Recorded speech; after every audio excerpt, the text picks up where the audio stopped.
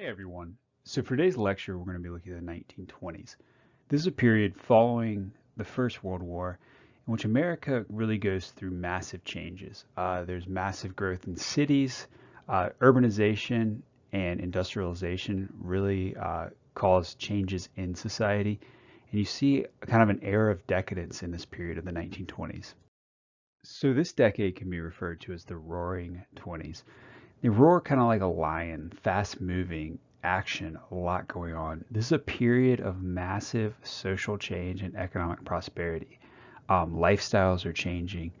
People are getting rich quickly. More people are changing their lifestyle. More people are getting rich. You also see a movement known as modernism. This movement is in art, architecture, music, literature, entertainment, and fashion. So the world is changing. So a big part of this change is the movement from the countryside into the cities. That trend of urbanization continues greatly, and what really happens is it's kind of an out with the old way.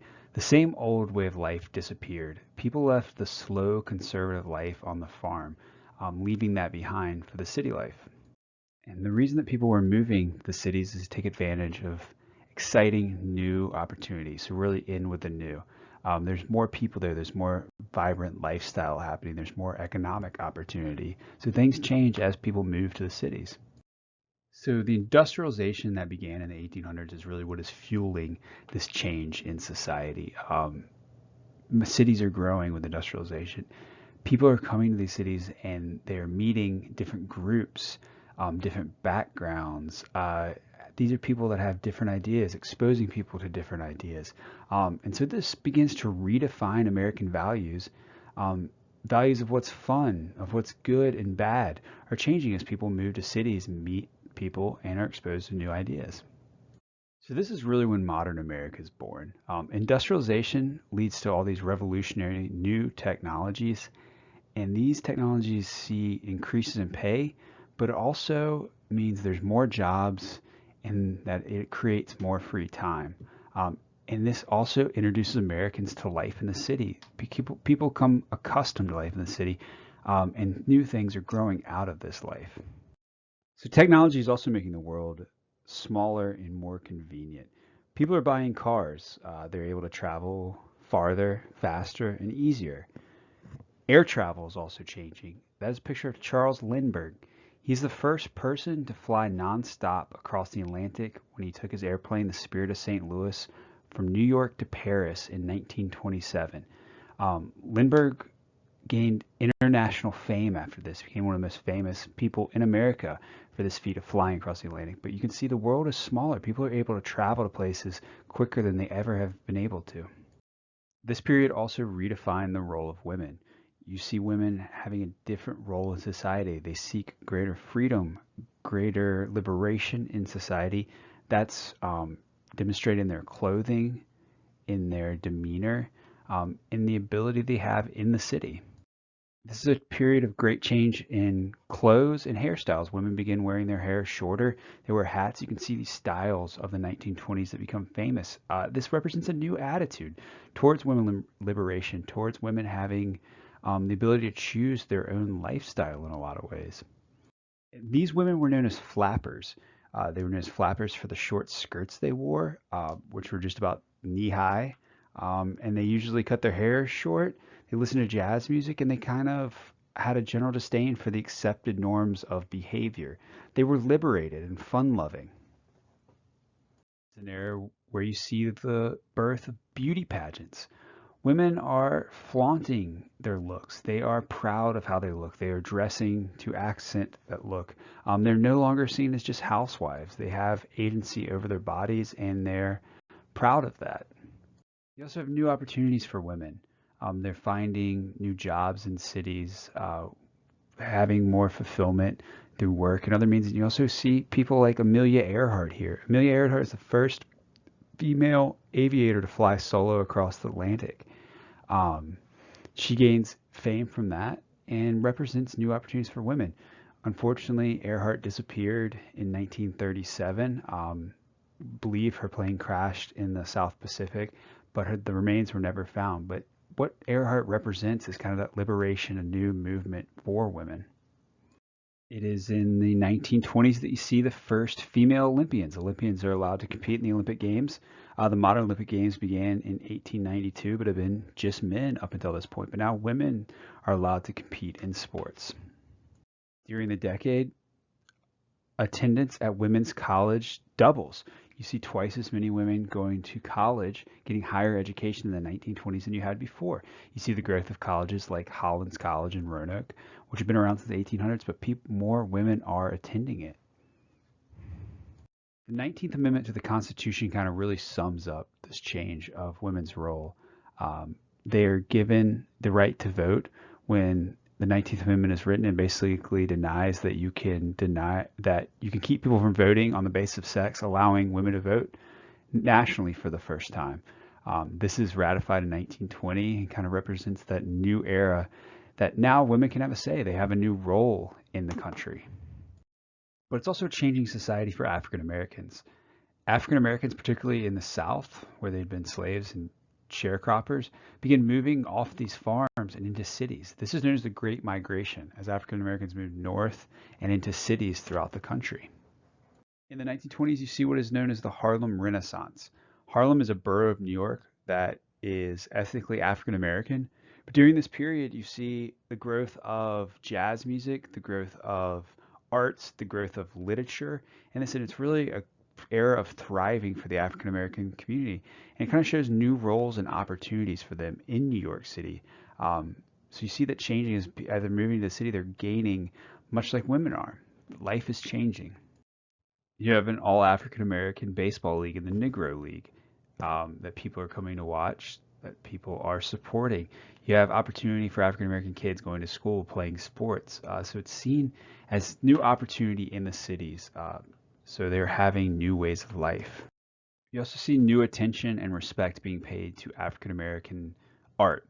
In particular, the flourishing of jazz music.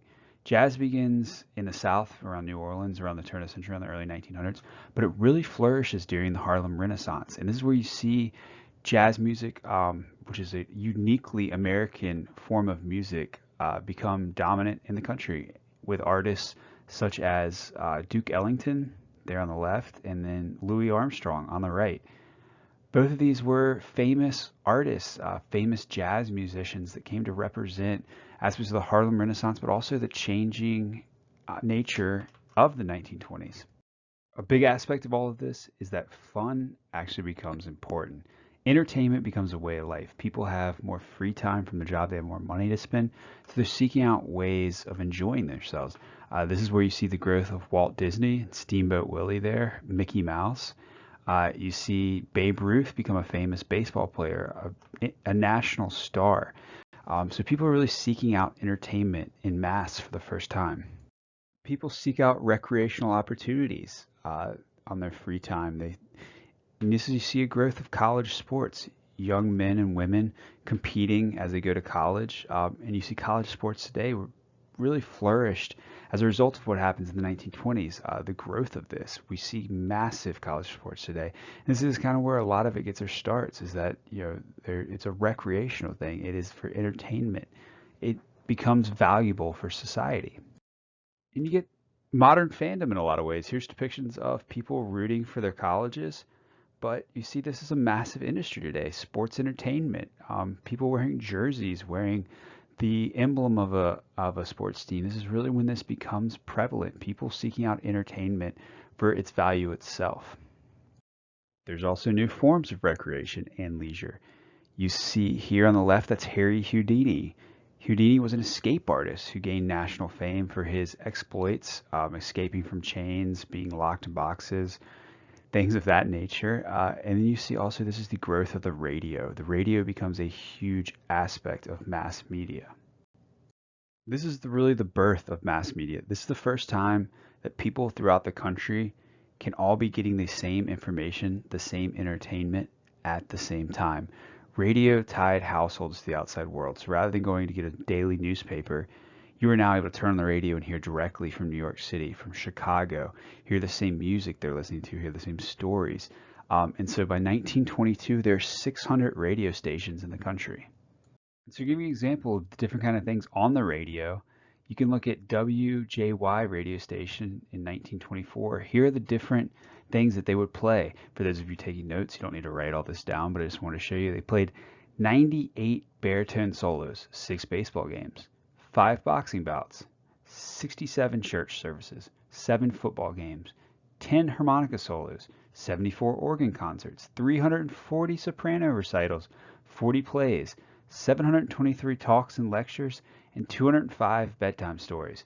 So you can see sports, music, stories coming directly into your house. This is the birth of that mass media. This is the birth of a collective culture. So maybe the main things to remember for the SOL test, if you have to take that, is that 2 of the main things about radio are the fireside chats. FDR, Franklin Delano Roosevelt, the president, gives a series of weekly chats where he gives updates to the country. So now the president is talking directly to you. You can turn on the radio once a week and hear FDR, President Roosevelt, tell you the status of the country, what's happening. It also is the growth of jazz music. Jazz music is being played on the radio, so those musicians playing in New York can be heard throughout the country. And so you get people consuming the same information and the same entertainment. This is also the birth of Hollywood. Movies become increasingly popular during this period. They give people an escape from the realities of life, as they still do today. You can go to a movie theater and watch something completely extraordinary, completely out of your ordinary life. So by 1929, there are 20 Hollywood studios. These studios are producing 800 movies per year. So people are going to see movies for the first time in massive numbers.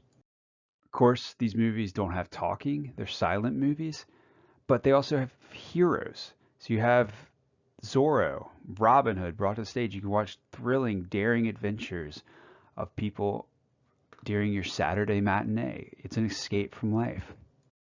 You have comedy to entertain you, to make you laugh, just like we do today. Charlie Chaplin, there on the left, is one of the biggest stars in the world. He's a comedic actor in silent movies. You also have groups like the Three Stooges, there on the right, become famous for their exploits, their slapstick brand of humor. People are also going to the movie theaters to be scared from horror movies. They see creatures, ghouls, different things that you wouldn't find in normal life.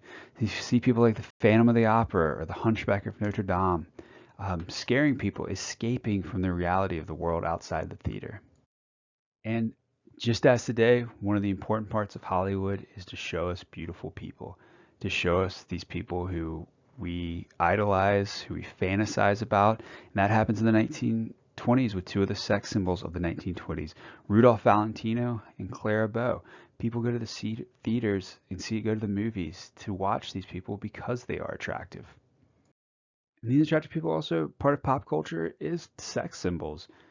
As with today, they're selling sex. They look good. They're showing themselves off on the screen. So you really see that growth in pop culture of the idea of a sex symbol. So mass media also grows with the growth of newspapers and in particular magazines. These magazines go out to people all over the country, and they're able to spark fads and shaped cultural norms. So much like they do today, you look at a newspaper, you look at a magazine, you look at Instagram, Snapchat, you get ideas of lifestyles, of people's preferences, of their values, how they dress, what they're into, what is the fashionable thing. People are seeing this throughout the country. Magazines and mass media really encourage a changing role of women. You can see that depicted here. You could see this girl playing tennis with her hair cut short, looking fashionable. So you could think an aspiring young woman might see this and be like, I want to look like that. I'm going to dress like that. I want to live like that. So the idea here is people are getting ideas from mass media for the first time. They're not living in a small town. They're seeing this. Oh, wow, I can do this. And of course, part of mass media is advertising and marketing, just like it is today. You open up Instagram, Snapchat, Facebook today, YouTube, anything, you're going to see advertising.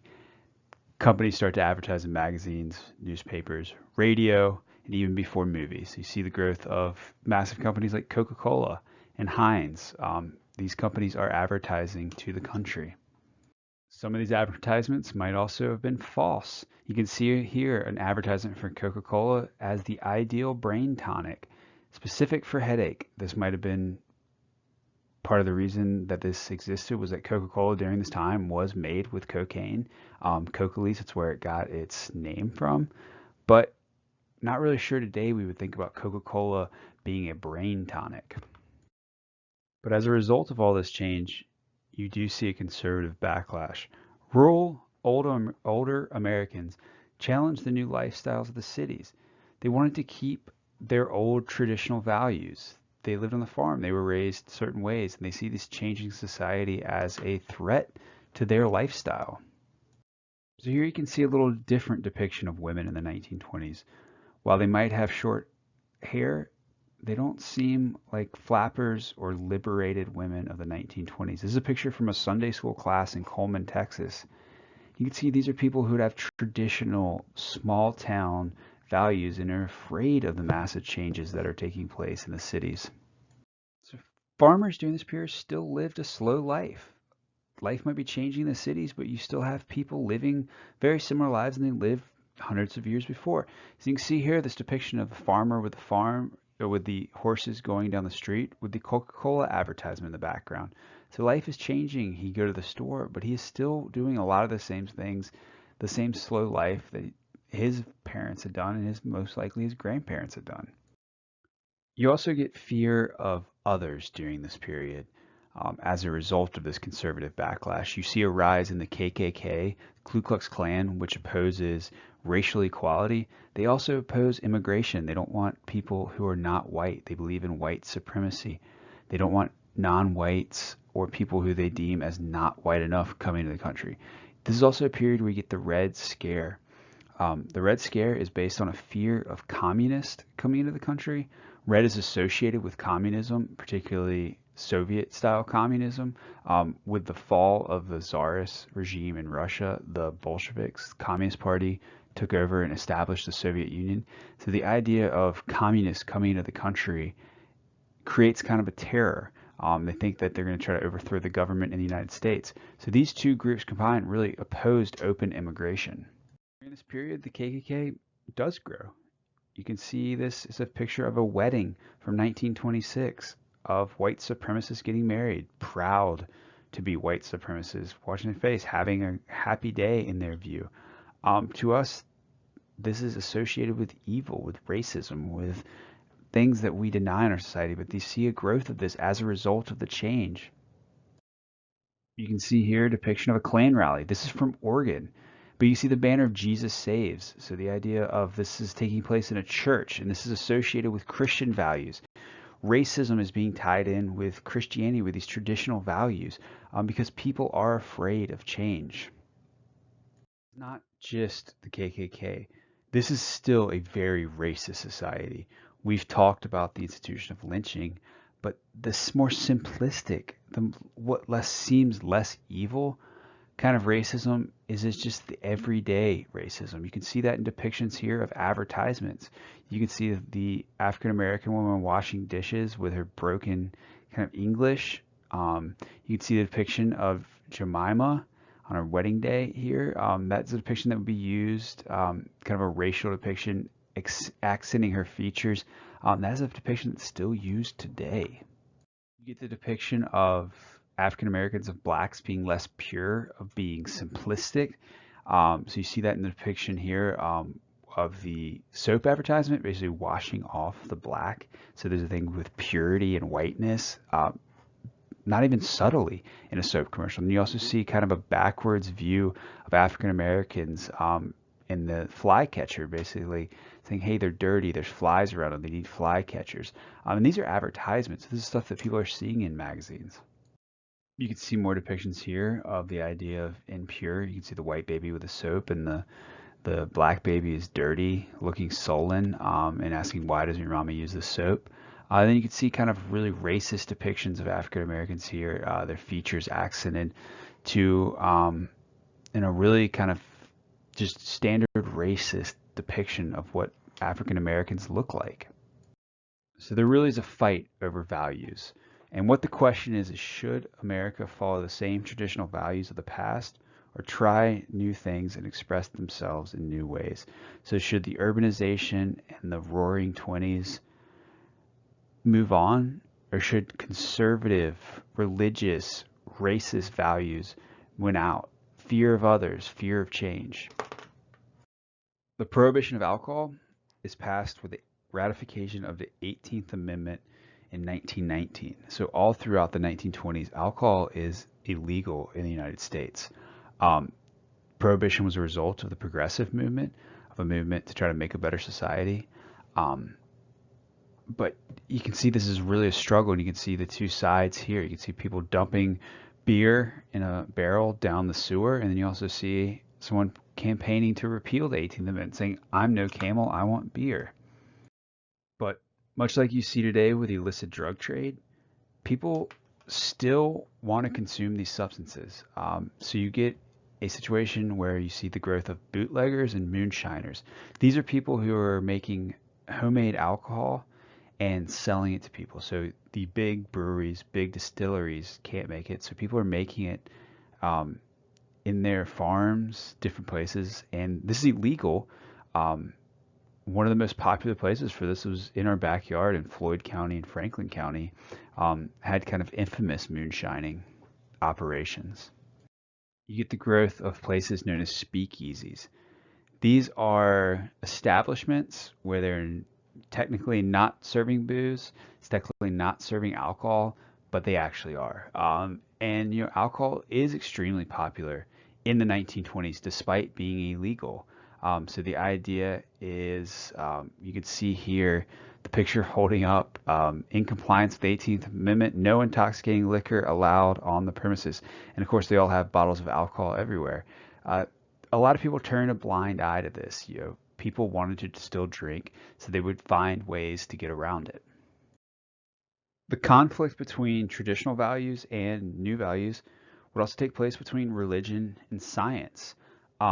This really comes to a head in the Scopes trial in the 1920s. This is known as the monkey trial. What happens is John Scopes taught evolution in high school in Kentucky, and he was charged with challenging traditional values about God and religion. And you can see here the protest of the Anti-Evolution League, the conflict held in high school. They were basically protesting, you can't teach this in school, you're teaching against God. So the idea that could teachers talk about Darwin's theory of evolution in class? Scopes' trial would be thrown out on a technicality, but this sparked a national dialogue. This became a national story about these traditional religious values and new ideas such as evolution. So you really see this change in the 1920s, a change in society and a conflict between old ways of life and a new movement towards a new society.